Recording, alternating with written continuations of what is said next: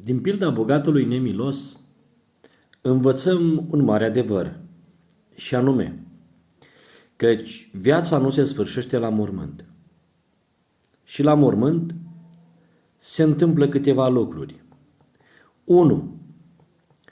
La mormânt vom da ochii cu Domnul Isus. Pentru că stă scris următoarele: Sunt viu, am fost mort, și iată mă viu în vecii vecilor, eu țin cheile locuinței morților. Astfel spus, la mormânt orice om va da ochii cu Domnul Isus, fie că vrea el, fie că nu vrea. Al doilea lucru ce se întâmplă la mormânt. Din pilda bogatului nemilos, învățăm că la mormânt oamenii își vor afla următoarea locuință pentru veșnicie.